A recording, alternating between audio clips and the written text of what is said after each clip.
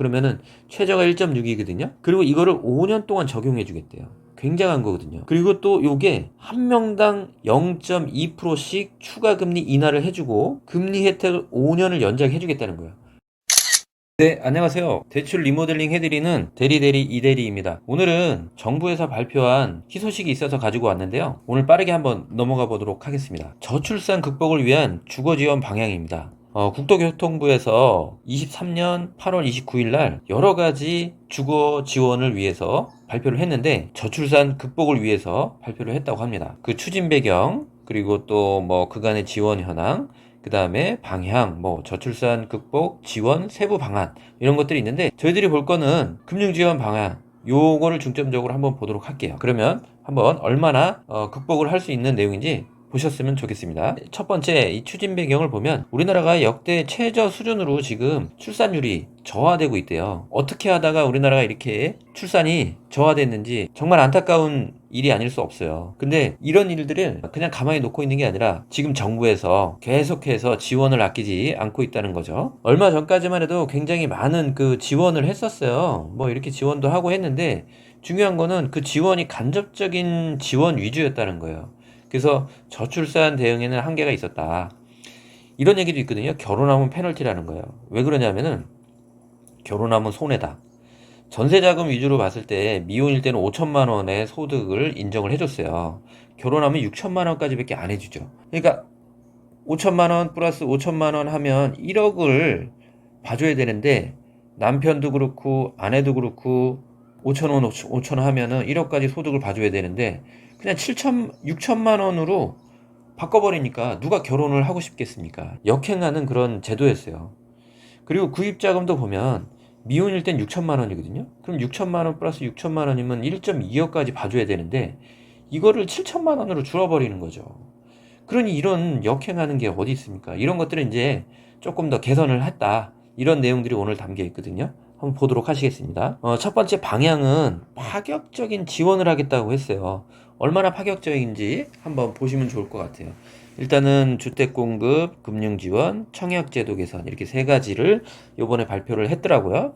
근데 이제 저희는 이 부분을 중점적으로 볼 건데 일단은 공공 분양도 신생아 특별 공급이 생겼고 민간 분양도 신생아 우선 공급, 임대도 신생아 우선 공급이 생겼어요. 그리고 금융 지원에 보면 신생아 특례 구입자금 대출, 신생아 특례 전세자금 대출, 청약제도도 여러 가지 규제 완화들이 좀 되었으니까 한번 보시면 좋을 것 같아요. 제가 이 뒤에다가 링크를 남겨 놓을 테니까 나머지 내용들이 궁금하시면 보시면 좋을 것 같아요. 저희는 일단 금융 지원에 대한 내용들만 먼저 보도록 할게요. 일단 첫 번째 개요입니다.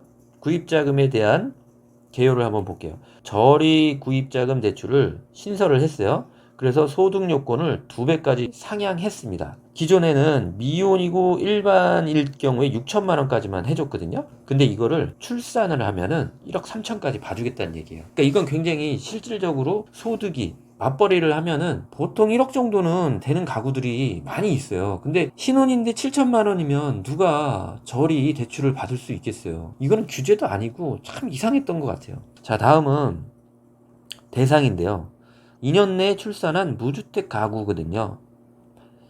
대화는 1주택 가구 허용을 검토하고 있다. 예, 이거는 나중에 또 다시 규정이 나오는 대로 올려드리도록 할게요. 소득 한도를 보면 폭넓은 지원을 하겠다고 했어요.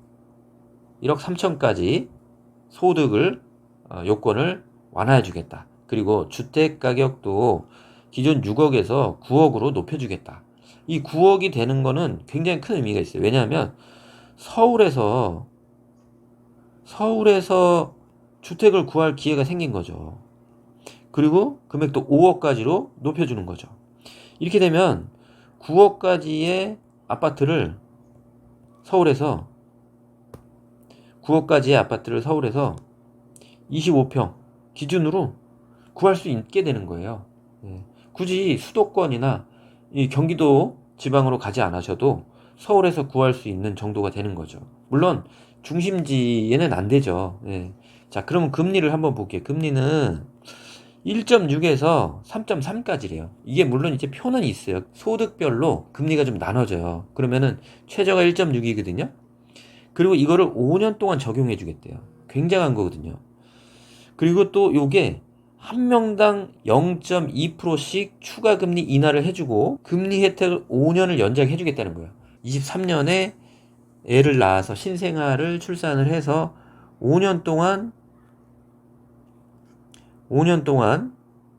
1.6%를 썼는데 한 명을 더 낳으면 5년을 또 추가로 연장해서 1.6% 쓸 수 있다는 거죠.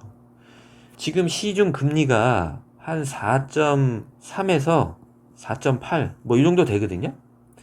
근데 이 정도를 쓸 수 있는 거면은 5억까지 대출받는 거면은 저 같으면은 무조건 정말 주택 구입을 고민을 해볼 겁니다. 다음은 전세 자금에 대해서도 한번 알아볼게요. 이것도 소득 요건을 2배 이상 상향을 했어요. 네. 특례로 출산 가구에는 1.3억까지 상향을 해줍니다. 이런 거 정말 너무 잘한 것 같아요.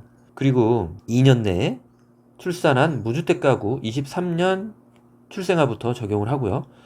소득을 상향을 했고요. 1.3억까지 상향을 했고 보증금 기준은 5억까지 그리고 대출 한도는 그대로 3억까지로 하기로 했습니다. 금리는 1.1%에서 3%까지 4년 동안 적용을 하고요.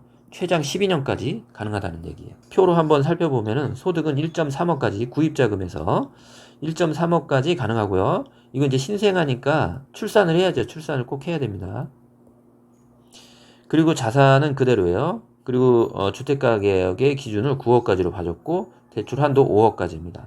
여기 보면 소득별 금리 구간이 있어요. 그래서 자기가 어디에 속하는지 보고 그 금리를 사용하면 될 것 같아요. 전세자금 대출은 기존에 6천만 원 이하였던 것을 1.3억까지 애를 낳을 경우에 1.3억까지 올려주겠다. 그리고 자산가액은 그대로 똑같고요. 보증금 상한액은 5억이고 4억으로 늘려놨습니다. 그리고 대출 한도는 3억까지. 금리도 구간별로 조금 다르니까 참고하시면 좋을 것 같아요. 이렇게 실질적인 제도 개선이 된다는 건 정말 큰 혜택이 아닐 수 없어요. 다음은 언제 그러면 이거를 시행하는가? 과제별 추진 일정을 보면요. 신생아 특례 구입자금하고 신생아 특례 전세자금은 24년 1월부터라고 합니다. 그러니까 내년에 결혼 계획이나 내년에 출산 계획이 있는 분들은 집을 어떻게 장만할 건가? 주변 시세가 얼마나 되는가? 내가 가용할 수 있는 금액이 얼마인가? 그런 것들을 미리 좀 생각해 보시고 주택 마련에 큰 도움이 되셨으면 좋겠습니다. 오늘 내용이 유익하셨다면 구독과 좋아요 부탁드릴게요. 저는 다음에 더 좋은 영상으로 만나 뵙겠습니다. 감사합니다.